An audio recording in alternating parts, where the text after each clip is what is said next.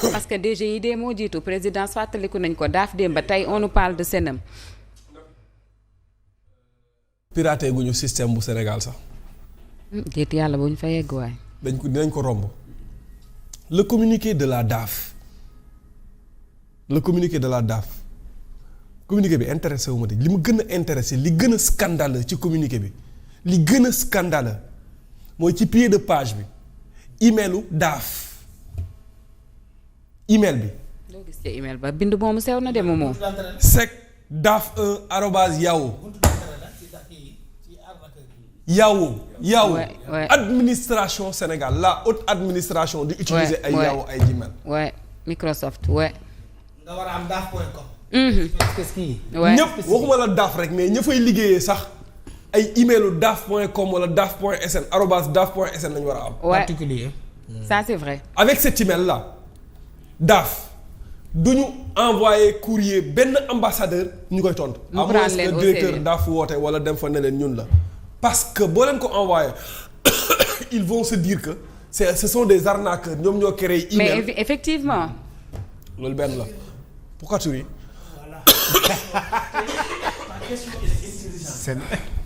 yow daaf vient de te confirmer que dañ koo piraté ba mënatul dugg ci système am mu créé email daar pour communiquer. non c'est l'email officiel je pense. Ahmed. lii waaye yow lii dina nekk email daaf officiel. doo xam de. non dañ leen a piraté amatuñu accès ci seen système te bëgguñu ko admettre sauf que yaa Momo Cissé buy attirer sa attention ci email bi day prouver ne ñoom amatuñu accès ci seen base. non. ça c'est compliqué. nga naan ma non. tu as tort.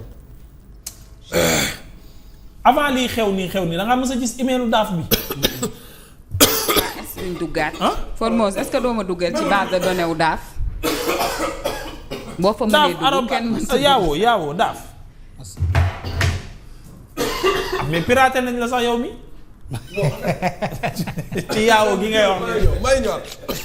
soxal kàddu. loolu rek laa bëggoon attirer sa attention. non en fait tu as tout faux. mais maa ngi ñëw. vas-y voilà jël sa temps. vas-y bois un peu d'eau Momo. kan la jëlal.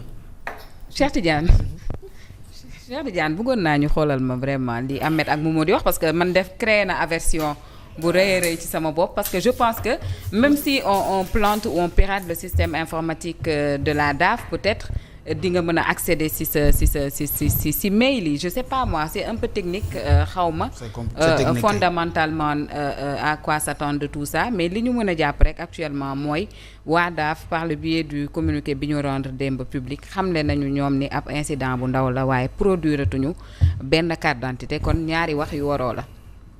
waaw communication de crise la rek communication de crise noonu lay defee souvent da ngay wax pour affaire bi bañ a garaaw quoi da ngay dalal xel yi quoi communication de crise c'est comme ça parfois nga def ko nag mu nekk effet mu am créer effet boomerang ça se retourne contre toi maintenant dañuy dalal xel yi ci dalal xel boobu ñu wax na ne dëgg-dëgg y a eu une crise y a eu une attaque elle est réelle loolu ñoom mënuñu ko weddi léegi tout dépend ñoom fu mu toll ci ñoom mais xam naa bu nekkee incident bu ndaw moom xanaa war nga ko mën a régler le jour ji. oui surtout. ba léegi nii je viens de vérifier le site n'est pas accessible.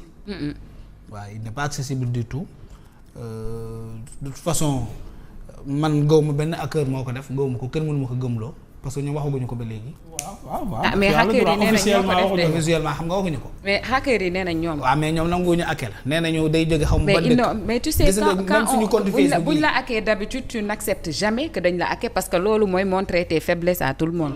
ah non mais kii ak. non je veux dire xam nga cyberattaque fépp lam ci àdduna. dans les pays développés am mi ngi koy wax démb dañu koy gérer.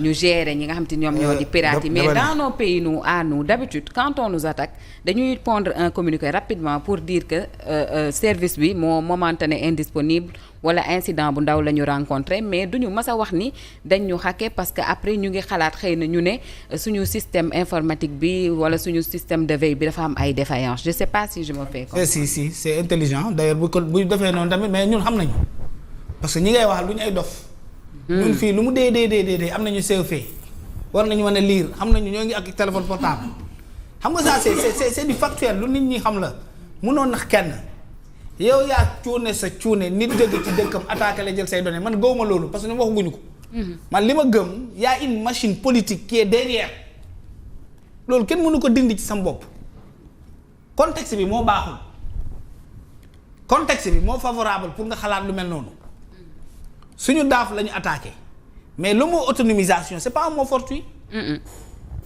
Et puis c'est toi qui viens pour dire que maa ngi xaar benn bailleur bu nekk ci ban dëkk lañ tudd. Malaisie ñi piraté compte Facebook yii xëy rek du ci dugal ay photo porno ngeen baal ma ci wax ji waa Malaisie lañu. ak ñoo ci aay. xëy rek yónnee la nee la way am nga fi benn article boo xam ne boo ko dugalee di nga ci am 10 000 par article nga bëgg xaalis naïf ba cliquer ci lien yooyu. dañuy récupérer say données di jël sa compte di ci def ay publicité affaire yi bon tous les jours. léegi dañ lay attaquer même par WhatsApp récupérer sa WhatsApp di ci def li leen neex. yaa ngi dégg léegi. xaaral ma daaf bi mu ngi nekk daaf.gouv.sn@gmail ils utilisent Gmail et Yahoo. oui. DAF a toujours utilisé Gmail et Yahoo. léegi ñu créé Yahoo instantanément accidentellement te dara. c'est non. non mais moom li muy wax tëb na lool noonu yëpp. non email bii nga xamante ni moo nekk ci pied de page bi du moo pare nga expliquer ma. voilà mu nekk email de. waaw vas-y. moom surtout daaf lan la surtout daaf lan la. daaf.sn. alors kon am na nom de domaine. boo amee daaf soo amee maintenant soo amee nom de domaine minimum dañ lay jox 10 comptes. mën nañ la may 10 ba 20 comptes. minimum j'ai dit le minimum. maintenant tu veux m'expliquer par là. nos techniciens qui sont à la DAF yore suñu biométrie wu réew c'est-à-dire techniquement xamuñu ne boo amee nom de domaine am nga 10 comptes. yu ñu la may minimum. ba jar ngay dem di utiliser Gmail. waaw mais bu dee Gmail bi mooy seen comment ça s'appelle. mooy seen email officiel kon xamuñu li ngay wax nii Ameth. non mais kon nag sëñ bi. waaw dégg leen am ba ma préciser kii lu mu wax. booy wut nom de domaine Cheikh Tidiane Kandé .com Google mën na la ki la koy jaay moom mën na la joxaale tout de suite 10 mail yoo xam ne Cheikh Tidiane Kandé dañu oui sur actunet.net nous on a plus de 10 administrateurs ci biir site bi parce que ci nom de domaine bi la déparé ñu joxaat la je sais parfaitement de quoi tu parles waaw mais dama ne bu dee ñoom defuñu loolee ba kii wax ñu le email officiel ça signifie peut-être qu'ils savent pas wala qu'ils sont full ci dañu ñimeetul dugg ci email yooyu parce que xam nañ ne dañ leen hacké. c'est hacké. ok ci mail la ñuy jaar bu ñu lay hacké sa mail la ñuy jaar. Aïcha Momo. yow xam nga da nga ne woon sama problème ak yow mooy yow da ngay wax nit ñi man ma lay wax Pastef yow sama problème ak yow mooy dama lay wax boroom xam-xam yi ñi nga xamante ne am nañ xam-xam nga may wax administration bii ngaaka yii li ngay wax nii xamuñ ko. tey wax nga dëgg. c'est-à-dire li ngay wax nii dañ koo xamut. nangu naa déjà li ma scandale non ni mu nekkee scandale sax xamoon ni mu toll parce que tey utiliser Yahoo wala Gmail c'est s'exposer à des attaques de hacking. Très fragile. kii nu mu tuddati seen communiqué bi gis nga tey les fichiers administratifs yi ñuy def nii ba pare di ko partager par WhatsApp affaire yi noonu WhatsApp kan moo ko moom. Facebook kan moo ko moom. Mark c'est un américain c'est-à-dire li ngay utiliser papier administratif sax yi ñuy utiliser par WhatsApp di ko partageante c'est-à-dire cache yi muy am ci WhatsApp bi hacker bi mën na ci jaaree à travers document bi ngay partager par WhatsApp les signatures numériques. oui pour mën a dugg ci sa système informatique parce que lan moo tax ñun suñu système informatique dafa défaillant wax naa ko fii démb c'est-à-dire amuñu ay licence portail Windows yi ñuy utiliser ay Windows craqué la ku mu neex nga dem vérifier ji. maanaam un expert informatique bu mu neex boo xamee kenn ku nekk ci administration Sénégal demal nga xool li muy utiliser maanaam système Windows bi muy utiliser c'est un système Windows craqué amuñu licence bi en fait loolu moo tax suñu système d'informatique fragile. ñu mën ko attaquer facilement.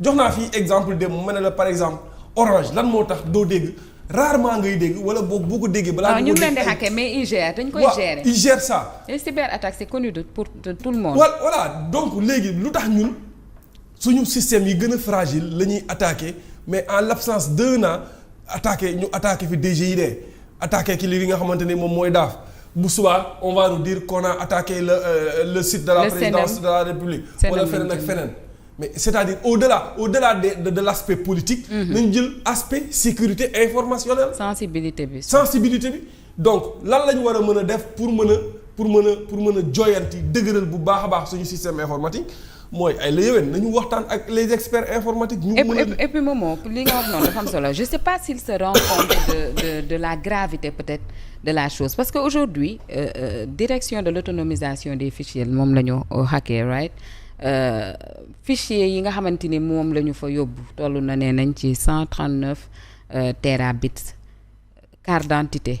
bëggoon ñëw nga teg sa loxo. non carte d'identité c'est-à-dire c'est extrêmement grave ce qui se passe aujourd'hui suñu ay données 40 millions de fichiers de données PDF personnelles mi ngi ci àll bi kenn xamul fan la nekk mais nit mën na ko utiliser pour des fraudes bancaires nit mën na ko utiliser jël sa tur jël sa sant jël sa lépp defaral keneen beneen carte d'identité mën nga taxaw ci benn aéroport un jour bëgg a voyage ñun la non sa tur ak sa sant keneen am na ko et puis ci biir loolu noonu xam nga àddina moom lu ne nit mën na koo soppi ba mu des l'empreinte digitale et nos empreintes digitales sont dans l'air actuellement et c'est très grave il faut que ñu jël lii très au sérieux bàyyi ay waxi incident ak waxi bëgg compte temporaire damay seetaan ce matin benn technicien li nga wax la wax mais bien sûr li Ahmed waxoon démb ni bu ñu la ko jaayee jëndoo ko da ngay perte ay milliards te du tee ñoom lañu prix bañ la joxoon mais duñ fa jug mais li gën a grave mooy yow boo geddee ba jëndoo ko mooy données yooyu dañ koy jaayaat ñeneen. baax na. mu ni données yooyu. dañ ko au lieu que yow jëndatoo ko mais données yooyu dañ koy mujj jaayaat ñeneen ñoo xam ne mën nañoo pirater document yooyu données yooyu ba yow li nga bëggoon dootoo ko ci am. def ca leneen sax. gis nga demal. bu doo toog nii rek nga dugg ci benn publicité ndox nga xëy rek nga gis semaine bi yëpp ndox moom lañ lay tegal. algorithme. yooyu loolu lañ koy doyee semelle yi ngay utiliser nii dañ koy jaay des entreprises pour des publicités jël semelle yëpp parce que ils ont nos mails ils ont nos numéros de téléphone. mais ils ont tout mais ils ont nos empreintes digitales. empreinte bi sax garaawul yow.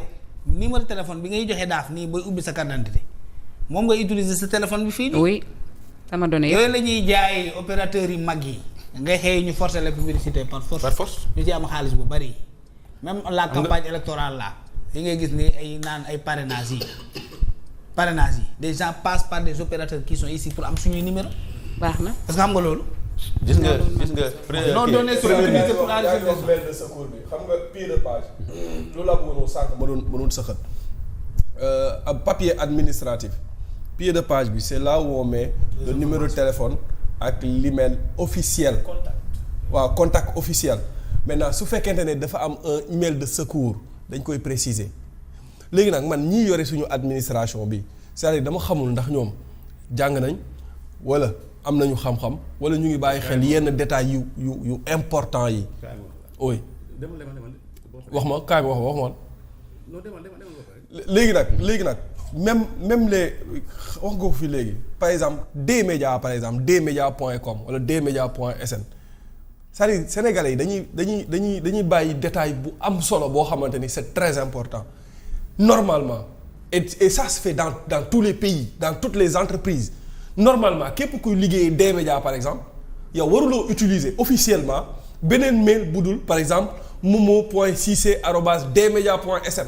mais c'est ce qui se passe ici mais c'est ce qui se passe ici oui xam nga D-Média loolu la ñuy def mais tey képp kuy liggéeyee DAF par exemple